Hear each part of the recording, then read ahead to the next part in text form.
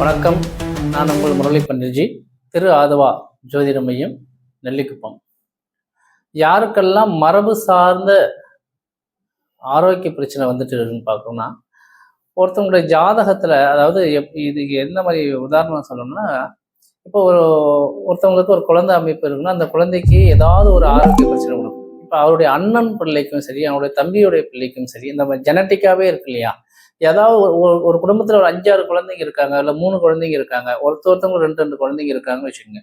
அதுல ஏதாவது ஒரு குழந்தைக்கு ஏதாவது ஒரு ஆரோக்கிய பிரச்சனை கொடுத்துட்டே இருக்கும். ஒருத்தவங்களுக்கு இந்த மரபு சார்ந்த ஒரு நோய், ஒருத்தவங்களுக்கு உதாரணத்துக்கு ஸ்கின் அலர்ஜி ஒருத்தவங்களுக்கு இருக்குது இருந்தால், இன்னொருத்தவங்களுக்கு ஆர்டிசம் மாதிரி ஒரு நரம்பு பிரச்சனையை கொடுத்துரும்.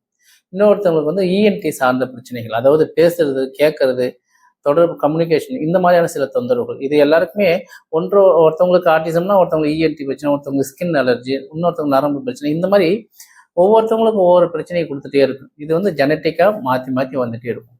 இந்த மாதிரி அமைப்பு உள்ள ஜாதகம் எது அப்படின்னு பார்த்தீங்கன்னா, அவங்க ஜாதகத்தில் சனி வீட்டில் புதன் இருக்கும், அல்லது புதன் வீட்டில் சனி இருக்கும். அப்போ ஒன்றோடு ஒன்று மாறி மாறி உட்கார்ந்து இருக்கு இல்லையா? இந்த மாதிரி ஜாதக அமைப்பு உள்ளவங்களுக்கு இருக்கும். அந்த குடும்பத்தில் பெண் பிள்ளைகளால் கூட சில தொந்தரவுகள் இருந்துகிட்டே இருக்கும். சரிங்களா? இது எல்லாமே இருக்கும். இந்த மாதிரி அமைப்பு உள்ள, இந்த மாதிரி இந்த ப்ராப்ளங்கள் உள்ள ஜாதக அமைப்பு எல்லாமே இந்த கிரக அமைப்பு உள்ளவங்களுக்கு தான் இருக்கும். சரிங்களா? மீண்டும் நிறைய தகவல் நம்ம தெரிஞ்சு கொள்ளலாம். அடுத்த காணொலியை பார்ப்போம். நன்றி, வணக்கம். எனது அருமை நண்பர்களே, எனது யூடியூப் சேனல் யோகம் அஸ்ட்ராலஜி சென்டர் உங்கள் நண்பர்களுக்கு ஷேர் செய்யுங்கள். எனது சேனலை சப்ஸ்கிரைப் செய்யுங்கள். அனுதினமும் புதிய ஜோதிட தகவல்கள் பெறலாம். நன்றி, மகிழ்ச்சி.